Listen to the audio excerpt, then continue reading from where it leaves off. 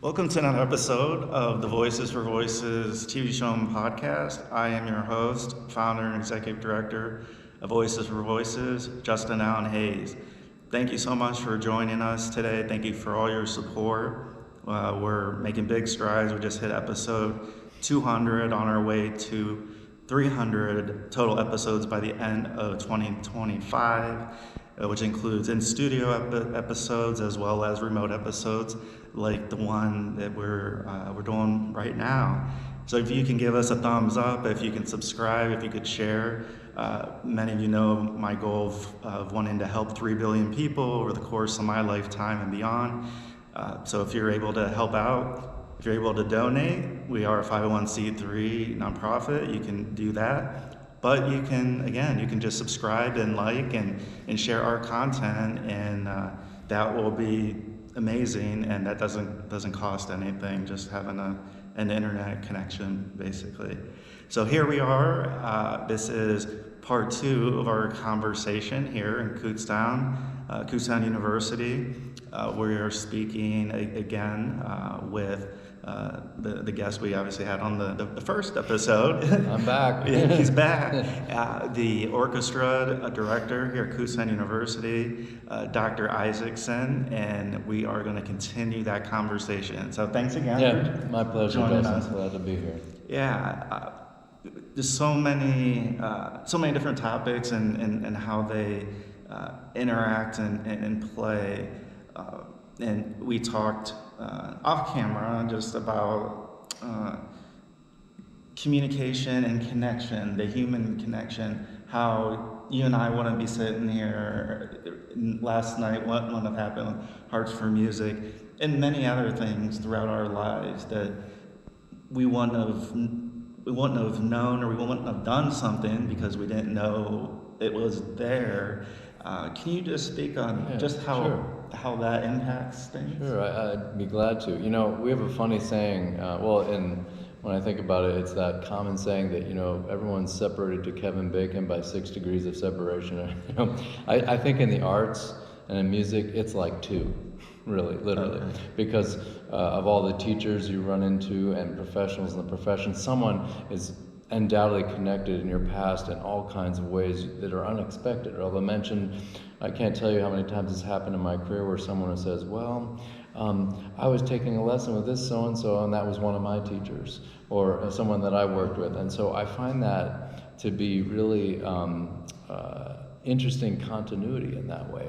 Particularly if you're teaching applied music, because if you're taking violin lessons or piano lessons or trombone lessons, whatever it is, you're studying with someone who studied with another person, who studied with another person, who studied with another person. You can trace that lineage all the way back to some pretty interesting people. And so you realize that the continuity and the legacy of that is really human and definitive. Sometimes in music and art, it seems a little ephemeral. Like, what is the result? What's going on? But then when you really look at it, that tradition of how someone might play, or express themselves, or what they hold dear pedagogically as a teacher, mentor, gets passed on. And so I think that's really, really interesting in terms of connections. Where I think our conversation kind of really intersects is getting out of your comfort zone. Yeah. Based on just our conversation we had off camera about what your podcast has been tackling, what you've done. Not just as a musician, but delving into other realms. And I find that fascinating. I'm really listening to that. And so I think for me, I haven't had the opportunity to do that like you have, but what I've gained from talking to you and thinking about it is that saying yes to things that you really have no idea about can lead down some very fruitful and interesting endeavors, like Hearts for Music, or for your organization, Voices of Voices. I wouldn't be here if it weren't for Hearts for Music. And so I enjoy those intersections, and I feel that they enrich our lives tremendously in unexpected ways, for sure. Yeah, and I think part of it is being present in the moment of being present. I was on a mission trip to Ukraine a couple years ago and went to Kyiv, and which was just an incredible experience, just to be with the people, the air raid sirens, and it was, unfortunately I had to keep a lot of the details from my family, because the previous year we were put in contact with an organization that was running a convention center in Warsaw, Poland, where they were taking in Ukrainian refugees, and it was just a huge convention center, and it was basically makeshift with cots. I think there was like 3,000 people there, and so that's where they were living, and a lot of them, if not all of them, they left with the clothes on their back, and that was it. And so we were looking at how can we make a difference. I, interestingly enough, was having traveled to Western Europe around that time, and I had a couple extra days, and what I was going to do was fly home and then fly back. So I was going to go to Greece and then to Frankfurt, Germany, and there was a couple days where I was like, oh, I'll fly back home, do laundry, and then I started to think, I'm like, well, I'm over there in the region. I'm not going to say over. Is there something that, like, we can do to make an impact? Taking the politics out of it, whose side, but just getting down to the human person that didn't have hygiene products and little things. So we ship, and big thanks to UPS. Obviously, my brother-in-law works there, and he helped make it happen. But we shipped a couple hundred hygiene kits. We took books in Ukrainian, in the language, to give to the kids, and so we were able to do this thing, and it wouldn't have happened if I wouldn't have seen a news story in a newspaper to even have the ball rolling, because my mind was made up. Here's my itinerary. And so I ended up over at the convention center, and we as an organization, we wanted to not only donate the books and the hygiene products, but we know medicine, it was a big thing that they needed, and so they needed dollars, or the currency, the euro, and so we had collected some money, and we wanted to share that with the staff to be able to purchase medicine for that amount. And if I wouldn't have had an interpreter with me, even though I had already set up that this is the day, this is the time that I'm going to come and donate, and here, just logistically, and then the languages, and I only know English, and I saw it. I think I saw a tip somewhere. It said, hire a travel guide, and they can also be an interpreter. And so I had booked a trip to one of the Holocaust camps in Poland, and it just so happened that person is doing the tours, and so it paid for that. But then she also does the interpreting. She knows Russian and Ukrainian, English, and I said, hey, if this is possible, just let me know. This is only going to take maybe an hour. Can you come pick me up at the hotel? Put the boxes and everything in. Drive to the convention center. We'll do that, and then we'll go on to the planned visit. And she said, oh yeah, that's fine. And so we came to the gate, and I had paperwork and info saying that who I was and what I was there for, and we're pointing, like, here, you can look inside, here's what we have. And they were just going to take the things right there at this kind of checkpoint. And I'm like, and this is kind of where some of the ego creeps back in at certain points. I'm like, I didn't just travel to make an extra trip to be able to do this. You wanted to see it. And it was a lot of money to ship it, and I was like, I want to see it through. Of course. And so if I wasn't with an interpreter that knew those languages, she was able to bring the barriers of security down, talk with them in their native language, and they gave the go-ahead, showed us where to park. So we did that, and so we did the hygiene kits and the books, and then we had the money, and we said, oh, we were like, can you accept this?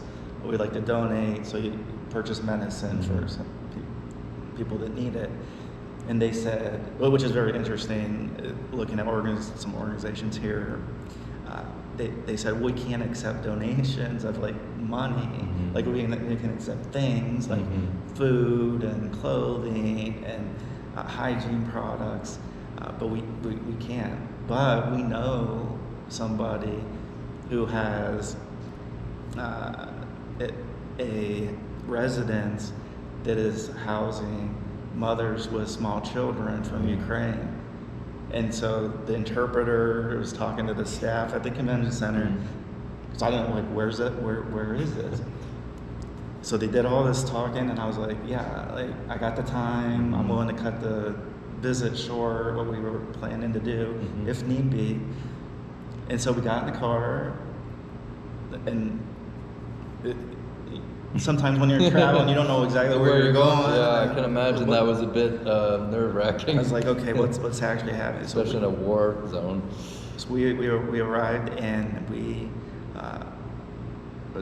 were met by one of the mothers, and they gave us a tour, and there's artwork from the children. There's a flag. There was one of the daughters was celebrating their birthday, and I said, like, how can we help? And the interpreter's like, well, there's a grocery store down the road. Why don't we take one of the moms?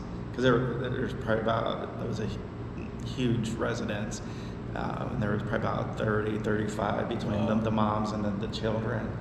And so we weren't taking like the only mom there away.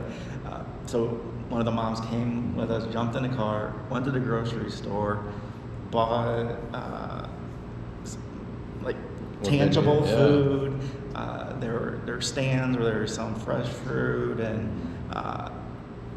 went back to, and we were going to buy a birthday cake for the daughter, but it was her mom that was with us and says, no, we want to make it.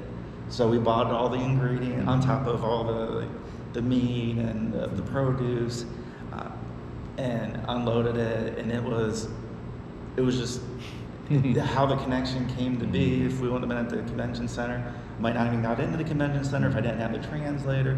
And so human connection is just incredible that I get asked.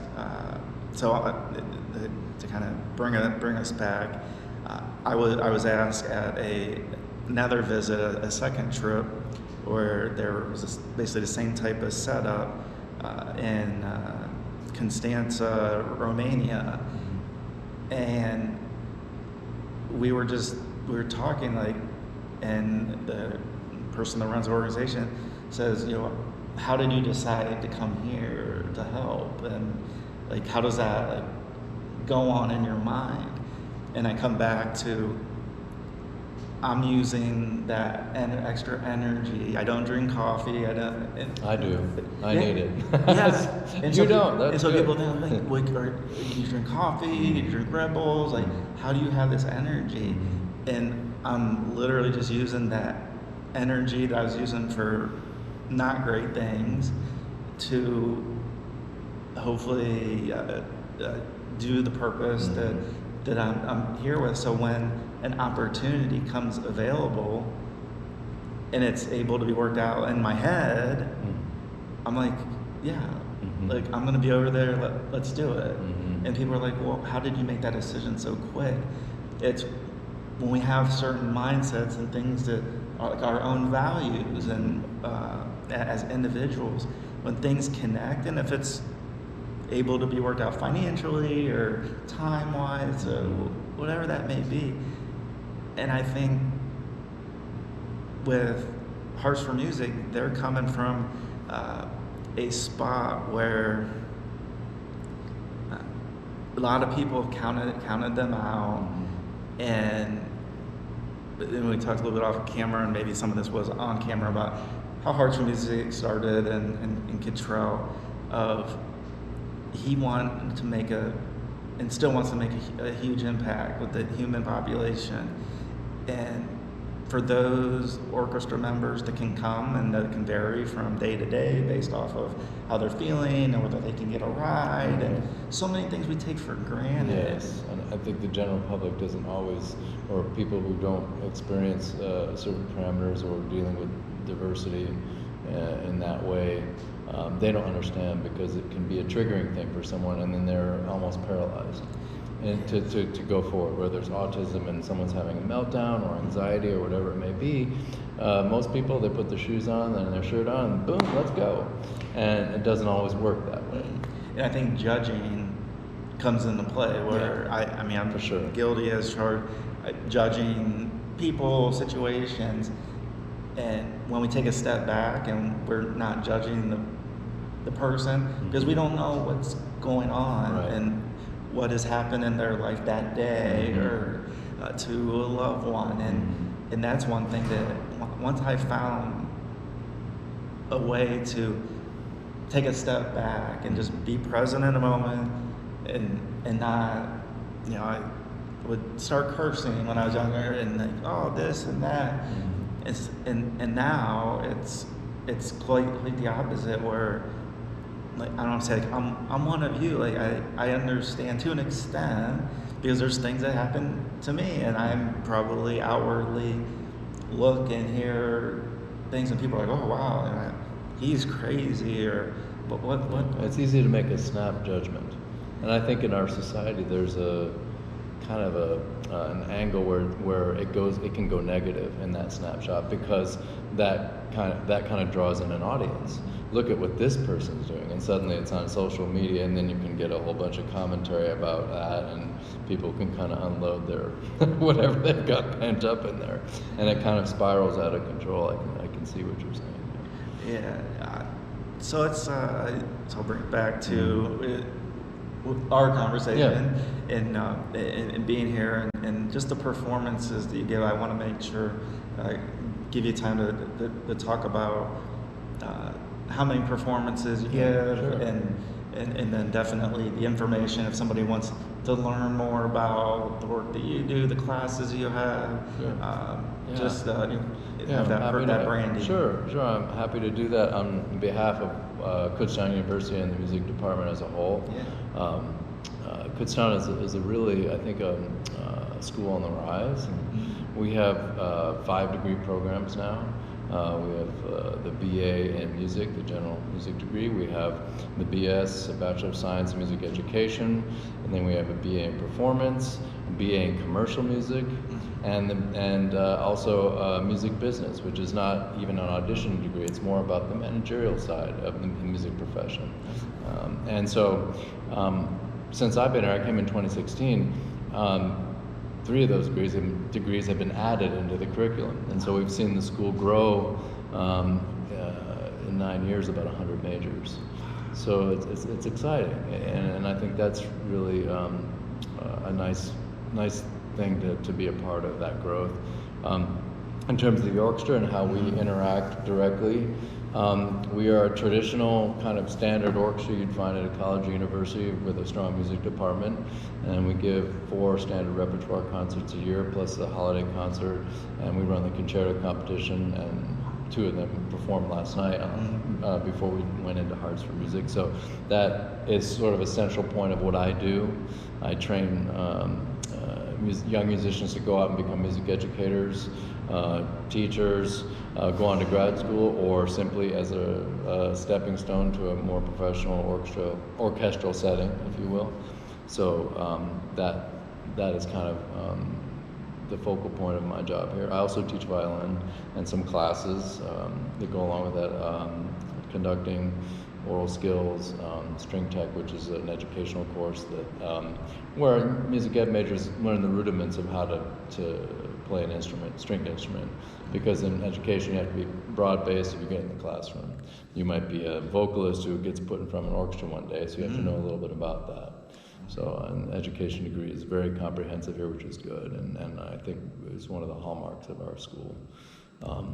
So that's kind of what I do, and I'm excited because I feel like what happened here with Hearts for Music is along the lines of what I'd like to do further in supporting Hearts for Music. I'd love to do another collaboration, and I'd also like to find more ways to utilize the orchestra and music as a tool for good. Yes.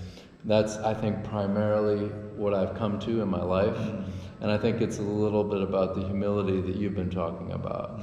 It's not all about you and me. And I feel like that is a central thing, I think, to being happy in life and to feeling the gifts that life give you. If you're open to that, boy, there's some really wonderful things coming your way. And so I would like to find ways for us as a department and also for the orchestra to reach into communities that may have need, whether it be instruction or even a benefit concert to benefit this organization or music in that way.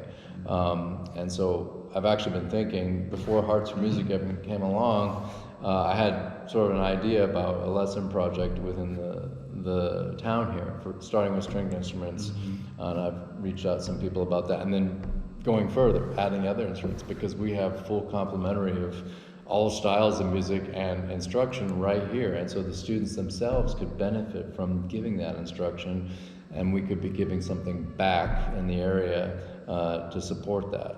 And so I think, in a way, when Paige Haight, and I mentioned her in the last podcast, came and said, hey, involved this Hearts for Music organization, do you think the orchestra might be interested in collaborating? I was already kind of open to that. But if I had not been thinking along these lines, and kind of like what you were talking about in Ukraine, that probably wouldn't have happened, because, and especially if I was maybe 15 years younger, 10 years younger, I think I was more myopic in a lot of things, and more maybe narrowly focused about what's possible. I think with age comes wisdom, hopefully. Not in every case, but wisdom, and hopefully the ability to see beyond yourself and what you can, how you can impact society. How can you make a difference? How can I do something that helps other people and makes connections? I think that's profoundly important. And you might think that, well, I'm doing music, but so how do I actually do that? And so part of the hurdle is getting beyond what your normal sense of expectation may be, what's possible. Yeah. So how does it make you feel when you hear feedback from a past student, or your approach after a concert, and somebody thanks you and says, great job, that it's not fake, it's authentic. How does that, because I try to bring a little bit of the emotions into it, because no matter what level, CEO, president, director, we all have emotions. It's just how we decide whether we want to share them or not. But related to the orchestra, and your mind was already in that space, so Hearts for Music, it's like, okay, like you wrote it, you didn't have to think. I mean, you had to think, but it was already on the line of your mind, so it happen maybe a little quicker than if it wasn't. It might be like, okay, let's talk about that for next year or 2 years. So can you just of course. I think that interaction, that dialogue is very important, because if you close yourself off in any way to anyone, and this I think goes to the crux of the audience performer relationship is very important, because if you are in any way closed off and not sharing something, they're not really going to want to listen, they're not going to get it. So it is generally scary to be very expressive on stage. It's scary to do something dangerous and a little different and be spontaneous making music, because what could happen?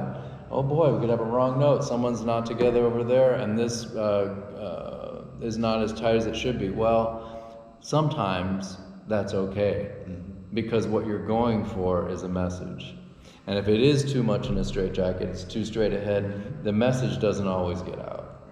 But there's a fine line. Of course, we don't want to put stuff out there that's not well crafted, and if it's not together and it's out of tune and it's generally not, polished to a certain degree, then that's not good either.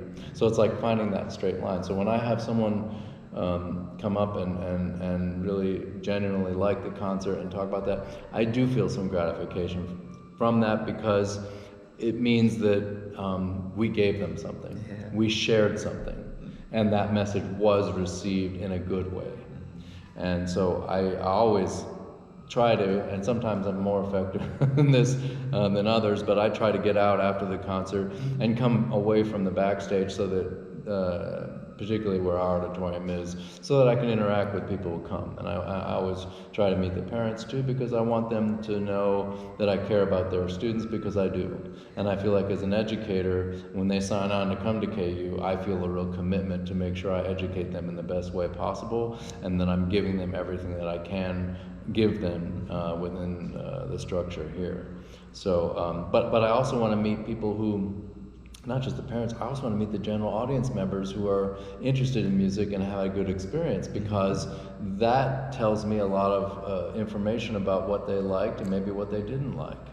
Yeah. And how can I reach that general audience for the broader cause of music that's important? Mm-hmm. We can't just play always the same things. We have to touch on some of the standards, because that's educational, yeah. and I understand that, but we have to break out of those molds a bit, and I feel like Hearts for Music definitely did that, mm-hmm. because that expectation of what a university orchestra or a professional orchestra is going to do, that was not on the table for most people showing up to that concert who were just from the general public. They didn't really know what that was about. The logo was in the poster, but it didn't really describe what they were about to see. And I think they were profoundly moved. I haven't had a chance to check my email so much, because I think I mentioned earlier that my son was autistic, and my kids are with me right now, and a dog, and so on top of that concert, it's just been craziness.